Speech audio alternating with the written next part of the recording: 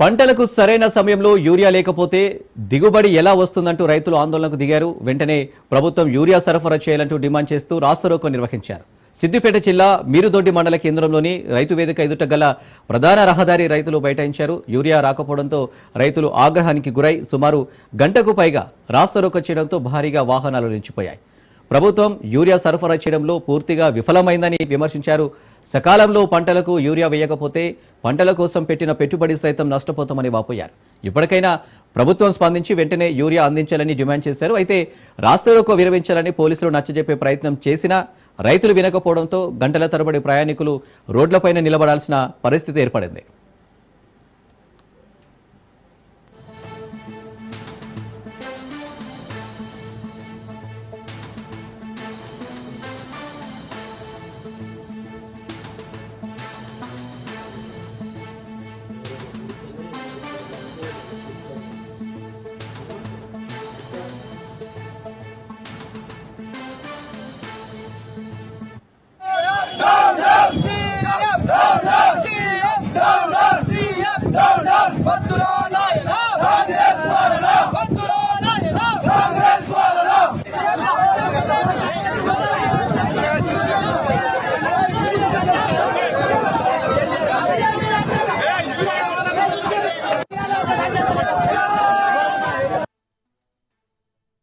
వచ్చే నుంచి 2 సంవత్సరాలకు రైతులకు చాలా ఇబ్బంది అవుతుంది. కరెంటు విషయంలో కానీ రైతులకు కొంత యూరియా కొంత కానీ అన్ని ఇవాళ రైతు బతుకు రోడ్డు మీద పడ్డది. రైతును ఆదుకునే ప్రభుత్వాలు లేవు. రైతు ఏడితే రాజ్యం ముందు పడ్డది.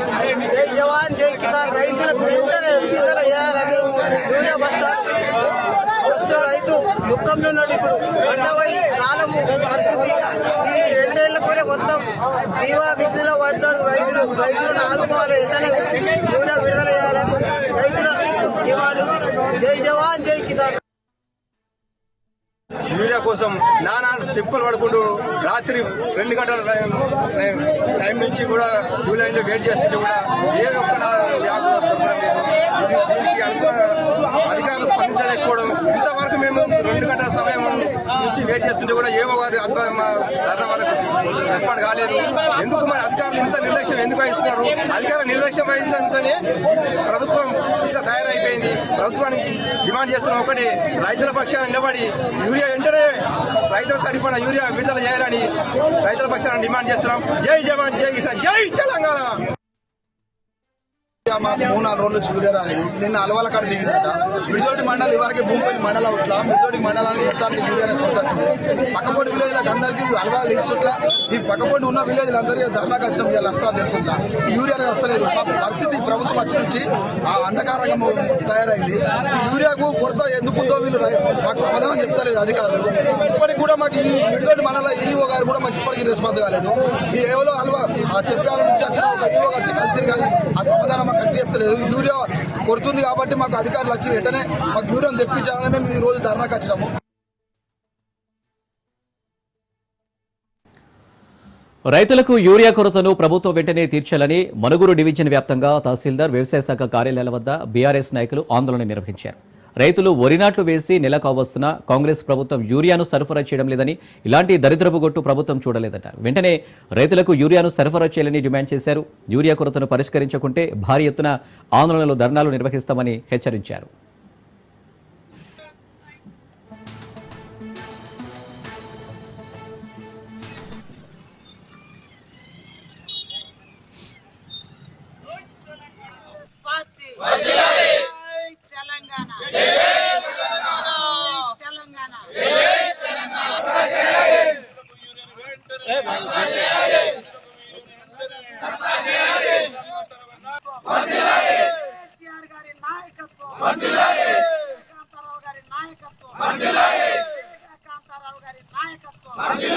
ప్రభుత్వానికి తెలిసే విధంగా పైకి పంపించి జిల్లా కలెక్టర్ గారి దృష్టికి తీసుకెళ్లి అలాగే ప్రభుత్వం దృష్టికి తీసుకెళ్లి ఎంబటే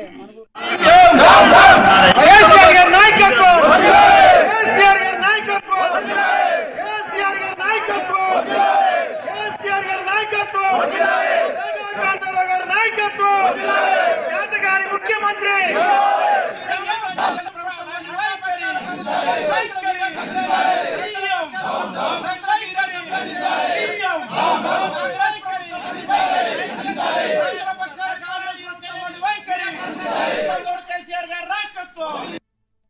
ఎక్కడ చూసినా కూడా తెలంగాణ రాష్ట్రంలో యూరియా కోసం రైతులు పడిగాపులు కాస్తూ మరి ఈ మధ్య నిజామాబాద్ జిల్లాలో కూడా ఒక రైతు తెల్లవారుజామున వచ్చి రాత్రి వరకు యూరియా దొరకని సందర్భంలో మరి హార్ట్ అటాక్ తో చనిపోయినటువంటి పరిస్థితి కూడా మరి మనం చూస్తా ఉన్నాం. మరి తెలంగాణ తొలి ముఖ్యమంత్రి వర్యులు కేసీఆర్ గారు గతంలోనే చెప్పగానే చెప్పారు, ఏదైతే తెలంగాణ రాష్ట్ర ప్రభుత్వాన్ని మనం జార విడుచుకుంటే రానున్న ప్రభుత్వంలో మరి రైతులకు యూరియా కొరతలు గాని అనేక రకాలైనటువంటి ఇబ్బందులు తప్పవని చెప్పారు. కేసీఆర్ గారు చెప్పిన విధంగానే ఈరోజు మరి ఒక్క బొట్టు కూడా యూరియా లేకుండా రైతులు ఎంతో ఇబ్బందులకు గురవుతున్నటువంటి పరిస్థితి మనకు తెలుసు.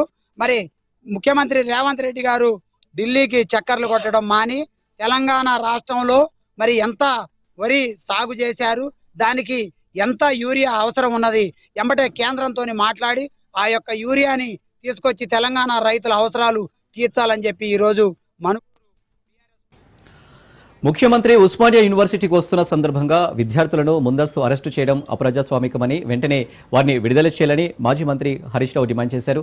ఒక్క విద్యార్థి మీద పోలీసు లాఠీ పడినా తెలంగాణ సమాజం చూస్తూ ఊరుకోదని హెచ్చరించారు. ఇందుకేనా విద్యాశాఖను హోంశాఖను మీ వద్ద పెట్టుకున్నదని సీఎంను ప్రశ్నించారు. కేసీఆర్ హయాంలో ఓయూలో శంకుస్థాపన చేసిన నిర్మాణాలను ప్రారంభించడం తప్ప 22 నెలలుగా మీరు చేసిందేముందని ప్రశ్నించారు. పోలీస్ బలగంతో విద్యార్థుల నిరసనలు అడ్డుకోలేరని ట్వీట్ చేశారు. కాళేశ్వరం మోటార్లు ఆన్ చేయండి, రిజర్వాయర్లు నింపండి, రైతాంగానికి మొదటి పంటకు నీళ్లు ఇవ్వండి. స్పష్టంగా అడుగుతున్నాం. మేము ఆలస్యం చేస్తే ఊరుకోం. ఇవాళ నీళ్లు కళ్ళ ముందు ఉన్నాయి, మోటార్లు రెడీ ఉన్నాయి, కరెంటు ఉన్నది, రిజర్వాయర్లు ఉన్నవి. తక్షణమే మోటార్లు ఆన్ చేయండి, రైతాంగానికి నీళ్లు ఇవ్వండి. లేదంటే మాత్రం స్వయంగా కేసీఆర్ గారి ఉస్మానియా యూనివర్సిటీ వేదికగా సీఎం రేవంత్ రెడ్డి మాజీ మంత్రి హరీష్ రావు మధ్య డైలాగ్ వార్ నడిచింది. రేవంత్ పర్యటన సందర్భంగా పలువురు విద్యార్థులను అరెస్టు చేశారు. ఉస్మానియాలో భారీగా పోలీసులను మోహరించారు. అయితే దీనిపై స్పందించిన సీఎం రేవంత్ మరోసారి వచ్చినప్పుడు పోలీసులను కూడా పెట్టానన్నారు. విద్యార్థుల సమస్యలన్నింటినీ తీరుస్తామన్నారు. ఓయూను గత ప్రభుత్వం నిర్వీర్యం చేసే ప్రయత్నం విమర్శించారు. రేవంత్ వ్యాఖ్యలకు హరీష్ రావు కౌంటర్ ఇచ్చారు. రేవంత్ పర్యటన ఉందని విద్యార్థులను అన్యాయంగా అరెస్టు చేశారన్నారు. దమ్ముంటే పోలీసులు లేకుండా రేవంత్ ఓయూకు వెళ్లాలని సవాల్ విసిరారు. బీఆర్ఎస్ హయాంలో చేపట్టిన నియామకాలను తమకు గొప్పగా చెప్పుకుంటున్నారని మండిపడ్డారు. రేవంత్కు మాటలు ఎక్కువ, చేతలు తక్కువ అని సెటైర్లు వేశారు. ఆ చెదల్ని మనం ఒకసారి గుర్తించడం కొంచెం ఆలస్యం అవుతుంది. ఎందుకంటే మన ఇళ్ళల్లో మనం వుడ్ వర్క్ చేసుకున్నప్పుడు ఇట్లనే కనిపిస్తుంది. లాస్ట్కి ఇట్లా చూస్తే మొత్తం డొల్లయిగా అనిపిస్తుంది. తెలంగాణ సమాజానికి కూడా వాళ్ళు ముసుగేసుకున్న చెదల్లాంటి వాళ్ళు ఈ తెలంగాణ సమాజం కోరుకోరు. ఉస్మానియా యూనివర్సిటీని బతకనియరు. మళ్ళీ వచ్చిండ్రంటే ఆలోచనలకు కూడా వచ్చినా ఈ ఉస్మానియా యూనివర్సిటీని ఉంచరు. లేఅవుట్లు వేసి ప్లాట్లు అమ్ముకుంటారు తప్పితే ఈ ఉస్మానియా యూనివర్సిటీని ఉంచరు. ఎందుకంటే చదువుకోవద్దు. వాళ్ళ ఏకైక కుట్ర ఒక్కటే, గొల్లోళ్ళు గొర్రెలు పెంచుకోవాలి, మాదిగోళ్ళు చెప్పులు కుట్టుకోవాలి, గౌన్లోళ్ళు ఈదులు గీసుకోవాలి, ముదిరాజులు చేపలు పట్టుకోవాలి, వాళ్ళు మాత్రం దొరలు మాత్రం రాజ్యాలు ఏలుకోవాలి. గింతనే సింపుల్ ఫిలాసఫీ వాళ్ళది. నాది దానికి విరుద్ధం. మా పిల్లలు, మా తమ్ముళ్ళు, మా చెల్లెళ్ళు డాక్టర్లు, లాయర్లు, ఇంజనీర్లు కావాలి. ఈ తెలంగాణ సమాజం అభివృద్ధి చెందిన రాష్ట్రంగా 2034కు $1 ట్రిలియన్ ఎకానమీ, 2047కు $3 ట్రిలియన్స్ ఎకానమీ కావాలి అని అంటే మీరందరూ అభివృద్ధి సాధించాలి, చదువుకోవాలి. చదువు ఒక్కటే మీ తలరాతను మారుస్తుంది. ఈ చదువు ఒక్కటే మిమ్మల్ని సమాజంలో గుర్తింపు, గౌరవాన్ని ఇస్తుంది. ఆ చదువుకు ఏం కావాలన్నా చేసే బాధ్యత నాది. మీ సోదరుడిగా, మీ వాడిగానే మాటిస్తున్నా. ఏం కావాలనో అడగండి, అన్నిది ఇచ్చే బాధ్యత నాది. ఇంకో దగ్గర అయితే అవసరమైతే ఆపుతా. ఇవాళ ఉస్మానియా యూనివర్సిటీకి పోయిండు. ఈయన ఉస్మానియా యూనివర్సిటీకి పోతే పరిస్థితి ఏంటంటే 3 రోజుల నుంచి పోరాయాలను అరెస్ట్ చేశారు. రేవంత్ రెడ్డి వస్తాడని 3 రోజుల నుంచి ఉస్మానియా యూనివర్సిటీలో పిల్లలందరినీ అరెస్ట్ చేసి పోలీస్ స్టేషన్ లో పెడతా ఉన్నారు. మొత్తం ఇనుప కంచెలు పెట్టిండ్రు, గజంకొక్క పోలీసుని పెట్టిండ్రు. ఇక దానికి ఈయన పోతాడట. నీ గొప్పతనం ఏంది నాయన? గజంకో పోలీసుని పెట్టి, ఇనుప కంచెలు పెట్టి, పిల్లల్ని అరెస్ట్ చేసి నువ్వేదో యూనివర్సిటీకి పోయి ఉద్ధరిస్తా అని మాట్లాడుతున్నావు. అది కూడా దేనికోసం పోతున్నావు? వెనకట మా సబితక్క పోయి కొబ్బరికాయ కొడితే ఆ బిల్డింగ్ తయారైతే దాన్ని రిబ్బన్ కత్తిరీనికి పోతున్నావు. నువ్వు కొత్తగా ఇచ్చింది లేదు, కొత్తగా కట్టింది లేదు, కొత్తగా మంజూరు చేసింది లేదు. ఇక నేనేందో ఉస్మానియాకు ఏమో చేసింది అంటే నువ్వు చేసింది ఏమున్నది? బీఆర్ఎస్ కట్టిన దానికి రిబ్బన్ కత్తిరించుడు, కత్తెర జేబులో పెట్టుకొని తిరుగుతున్నావు. అంతకు మించి ఏమన్నా ఉన్నదా? హైదరాబాద్ ఫ్లైఓవర్లన్నీ కేసీఆర్ కట్టి దానికి పోతాడు, రిబ్బన్ కత్తిరిస్తాడు. ఏడవైనా మన బీఆర్ఎస్ హయాంలో చేసినవి తప్ప కొత్తగా ఒక్క బిల్డింగ్ కట్టింది లేదు, ఓ దవాఖానా కట్టింది లేదు, ఓ బ్రిడ్జి కట్టింది లేదు, ఓ బిల్డింగ్ కట్టింది లేదు. ఇది అందరికి కూడా అర్థమైతేనే ఉన్నది. కేంద్ర మంత్రి బండి సంజయ్పై టీపీసీసీ వ్యాఖ్యలను నిరసిస్తూ కరీంనగర్ జిల్లా హుజరాబాద్లో బీజేపీ ఆధ్వర్యంలో మహేష్ కుమార్ గౌడ్ దిష్టిబొమ్మను దగ్ధం చేశారు. కరీంనగర్ జిల్లాలో జనహిత కార్యక్రమంలో భాగంగా మహేష్ కుమార్ గౌడ్ బండి సంజయ్ దొంగ ఓట్లతో గెలిచారని వ్యాఖ్యానించారు. దానిపై బీజేపీ శ్రేణులు బగ్గుమన్నాయి. కాంగ్రెస్ పార్టీకి వ్యతిరేకంగా నినాదాలు చేశారు.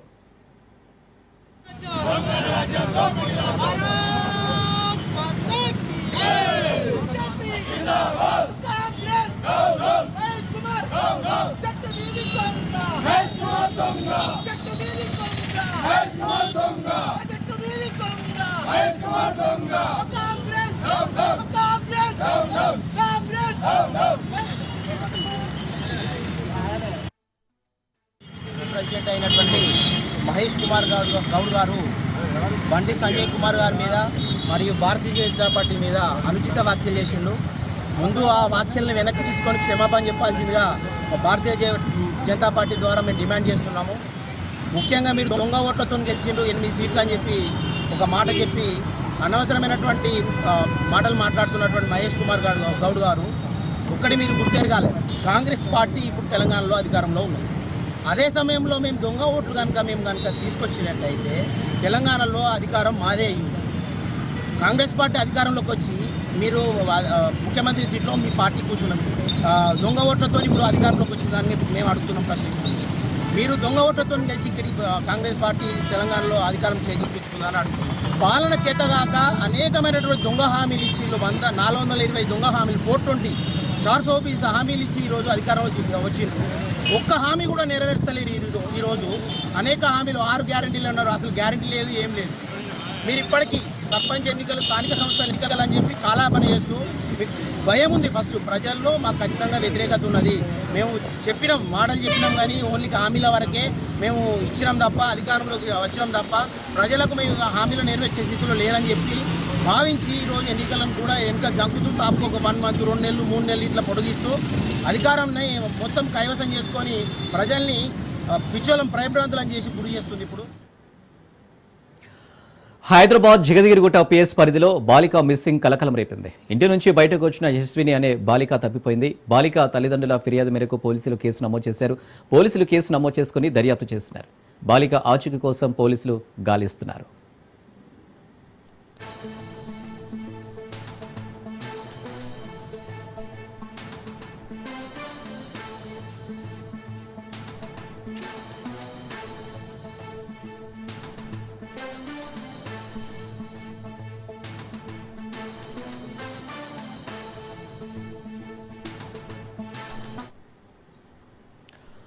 మేడిపల్లి స్వాతి హత్య కేసులో దర్యాప్తు కొనసాగుతుంది. స్వాతి డెడ్ బాడీని ముక్కలు చేసి చేతులు కాళ్లను కవర్లో పెట్టి మూసిలో పడేశాడు భర్త మహేందర్ రెడ్డి. మూసిలో ఎంత గాలించినా దొరకని స్వాతి చేతులు కాళ్ళు దొరకలేదు. 10 కిలోమీటర్ల వరకు గాలించిన ప్రయోజనం లేకుండా పోయింది. మూసి ప్రవాహం ఎక్కువగా ఉండడంతో శరీర భాగాలు కొట్టుకుపోయాయి. గాంధీ మార్చురీలోనే స్వాతి మండం ఉంది.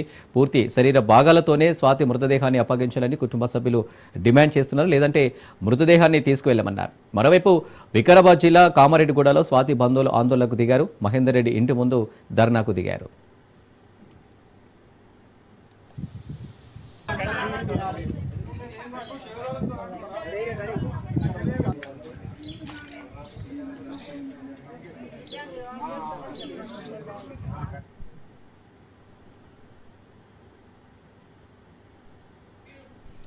వికారాబాద్ జిల్లా కామారెడ్డిగూడలో స్వాతి తల్లి స్వరూప సంచలన వ్యాఖ్యలు చేశారు. తన కూతుర్ను చంపినట్టే తన అల్లుడిని కూడా చంపాలన్నారు. అప్పుడే మాకు మనశ్శాంతి దొరుకుతుందన్నారు. లేకపోతే నా కుటుంబానికి మళ్లీ ప్రమాదం ఉంటుందని తల్లి స్వరూప ఆందోళన వ్యక్తం చేశారు. నా కూతుర్ని నరికినట్టుగానే అతన్ని ముక్కలు ముక్కలుగా నరికి చంపాలని డిమాండ్ చేశారు. మహేందర్ రెడ్డితో పాటు వారి కుటుంబ సభ్యులు వస్తేనే అంత్యక్రియలు జరిపిస్తామని, లేకుంటే చేయమని చెప్పారు. అయితే ఈ పరిస్థితుల్లో స్వాతి ఇంటి ముందు భారీగా పోలీస్ బలగాలు మోహరించాయి.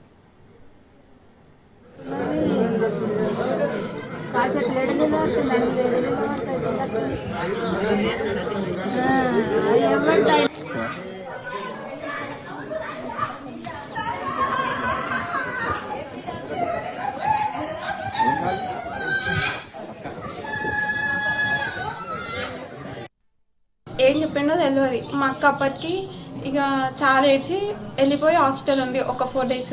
మళ్ళీ తనే తొలికొచ్చి ఉంచిండు. ఇక అట్లా వేసిండు. చాలాసార్లు ఆమెను మస్తు కొట్టిండు సార్, మస్తు హింసించిండు.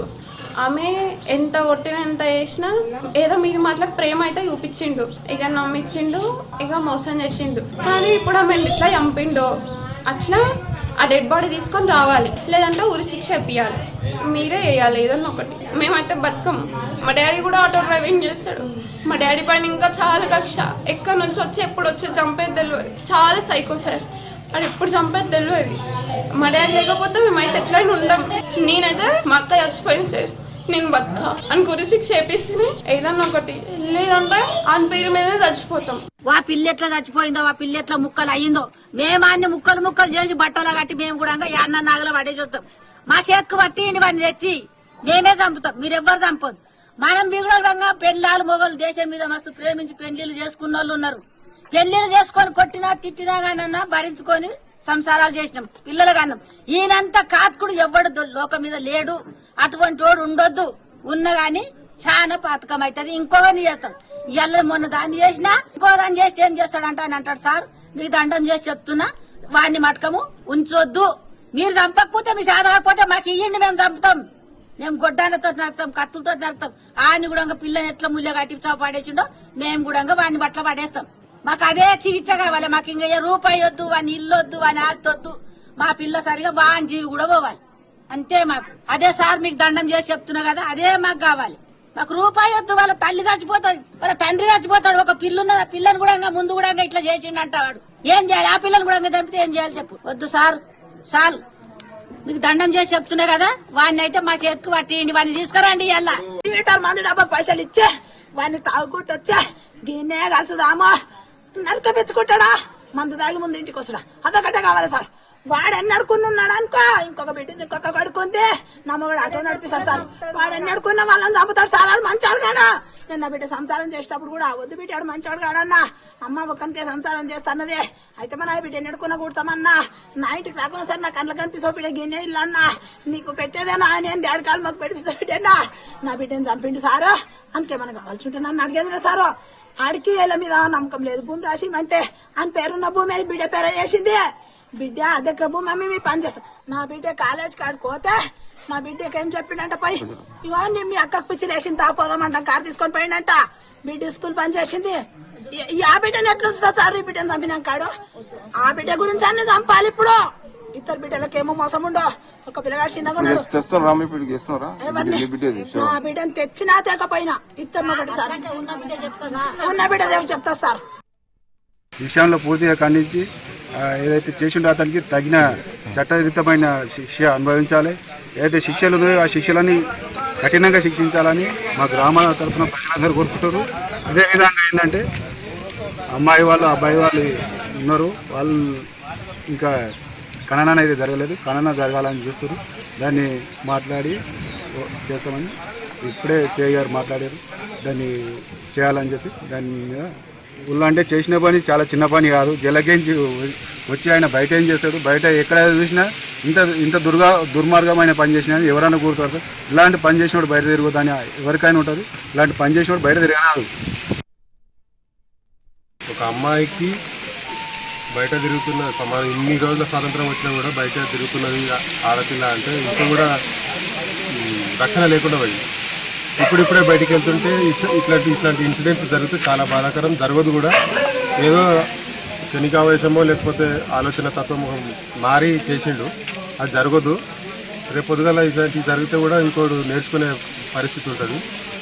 ఇప్పటి వరకు జరిగింది, వాళ్ళు ఏదైతే జరిగిపోయింది. వాళ్ళ అమ్మ నాన్న వాళ్ళ ఊళ్ళోకి వచ్చి ఇప్పుడు ఇది రెడ్డిలకు ప్లస్ వేరే కులాల మధ్యలో చిచ్చు రగిల్చే విషయాలు కూడా అవుతాయి. అసంటిది మా గ్రామంలో లేదు. పెళ్లి జరిగినప్పుడు కూడా అందరూ గ్రామస్తులు కలిసి వాళ్ళను మంచిగా ఉండాలనే ఉద్దేశంతోనే ఉంచిర్రు. అదేదో వాడిని క్రూరత్వం ఊరందరూ గ్రహించక వాడు చేసిన పనికి వాళ్ళ అమ్మ నాన్న కూడా బాధపడుతున్నారు. ప్లస్ ఇంకోటి ఏంటంటే ఊళ్ళలోకి వస్తే వాళ్ళ ఏమో చేస్తారు మమ్మలను అనేది వాళ్ళ ఉద్దేశం. చేయమని చెప్పలే, అది జరిగింది సంఘటన. జరిగిన దానికి ఏదో చట్టపరంగానో ఇంకా వేరే పరంగా శిక్షలు ఉన్నాయి. వాళ్ళు చూసుకుంటారు. మేము ఏదైతే ఈ కార్యక్రమం చేపియాలి, ఎందుకంటే గ్రామంలో పెట్టడం మంచిది కాదు ఇది, ఎందుకంటే ఎవరికైనా మంచిది కాదు కదా సార్ ఇది ఏదైతే అంత్యక్రియల కార్యక్రమము ఎక్కువ రోజులు ఎవరు పెట్టరు, ఇది చేపియండి. వాళ్ళని వెళ్ళేయడానికి మేమెవరం, మా చట్టంలో మా చేత చట్టం ఉన్నదా?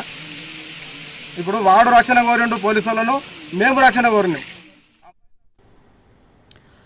కరీంనగర్లోని తిరుమల నగర్ రోడ్లపై రాజ్ న్యూస్ కథనానికి స్పందన వచ్చింది. రాజ్ న్యూస్ కథనాలపై మాజీ కార్పొరేటర్ ఆనంద్ స్పందించి రోడ్లను మరమ్మతు చేయించారు. రాజ్ న్యూస్లో వచ్చిన కథనానికి వాళ్లే రోడ్ల పనులు జరుగుతున్నాయని కాలనీ వాసులు తెలిపారు. దీనిపై మరింత సమాచారం మా ప్రతినిధి రవీందర్ అందిస్తారు. తిరుమల నగర్లో రోడ్లన్నీ కూడా అస్తవ్యస్తంగా మారినాయి. ఇళ్లలోకి మొత్తం సాయంత్రం అయిందంటే దోమలు వస్తున్నాయి, నీరు చేరి కూడా ఇబ్బందికరంగా మారుతుందని రాజ్ న్యూస్ కథనం కూడా ఇవ్వడం జరిగింది. ఆ కథనానికైతే ఒకవైపు ఇక్కడ ఉన్న మాజీ కార్పొరేటర్ స్పందించడం జరిగింది. ఇక్కడ మొత్తం ఈ డివిజన్ సంబంధించి తిరుమల నగర్లో దాదాపు ఇది 10వ డివిజన్.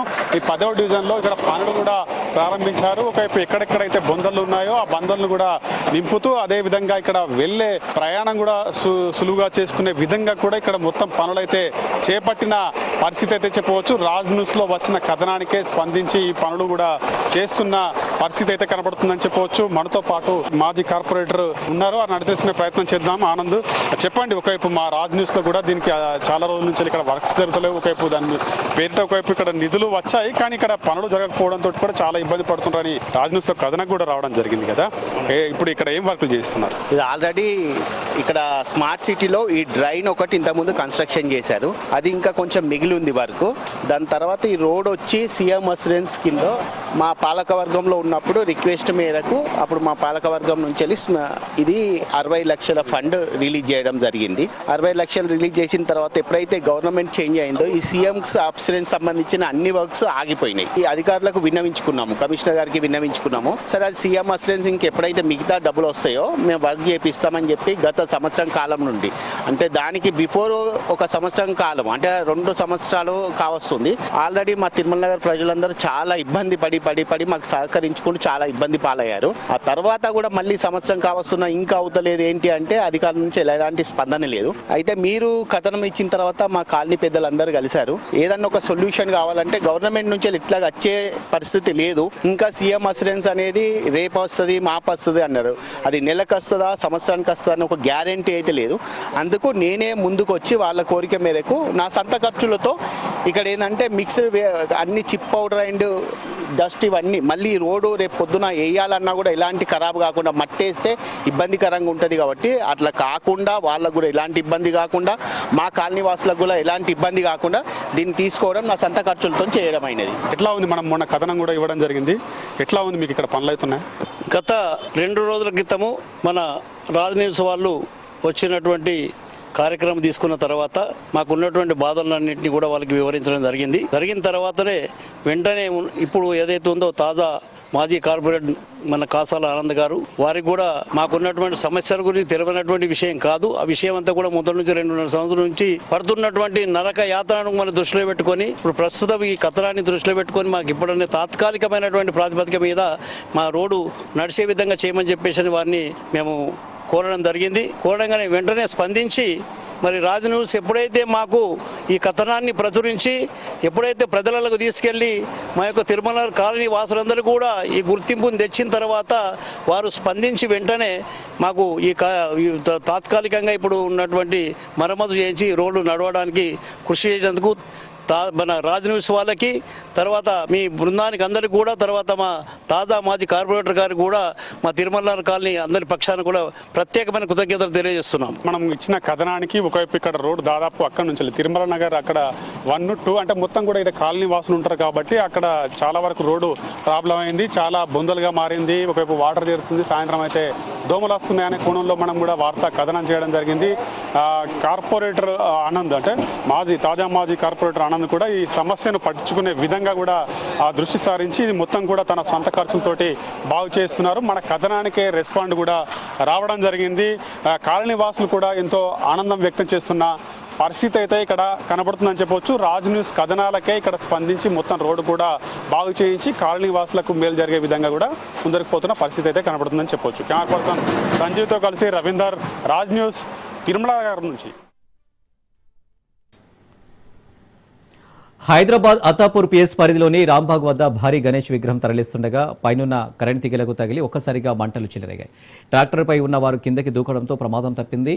ఒకరికి తలపై ఉన్న వెంట్రుకలు పూర్తిగా కాలిపోయాయి. అక్కడే ఉన్న విద్యుత్ శాఖ అధికారులు కరెంటు నిలిపివేయకపోవడంపై స్థానికులు ఆగ్రహం వ్యక్తం చేశారు. మాకు పైనుంచి ఆదేశాలు లేవంటూ కరెంటు బంద్ చేయకపోవడంతో ఈ ఘటనకు దారితీసిందని బాధితులు తెలిపారు. మరికొంచెం అయితే ప్రాణాలు పోయేవని స్థానికులు తెలిపారు.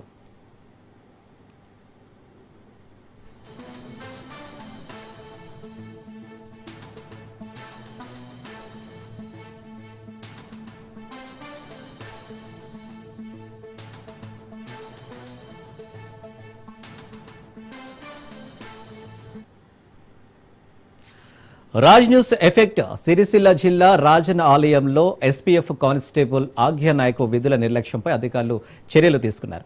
విధులను మరిచి భక్తుల దర్శనాలకు ఆగ్య నాయక్ ప్రియారిటీ ఇస్తున్నారని ఆరోపణలు వినిపిస్తున్నాయి. ఆగ్య నాయక్ తీరుపై ఎస్పీఎఫ్ ఉన్నతాధికారులు సీరియస్ అయ్యారు. ఆగ్య నాయక్ను హైదరాబాద్ హెడ్ క్వార్టర్స్కు అటాచ్ చేస్తూ ఉత్తర్వులు జారీ చేశారు. విచారణ జరిపి చర్యలు తీసుకుంటామన్న ఉన్నతాధికారులు తెలిపారు.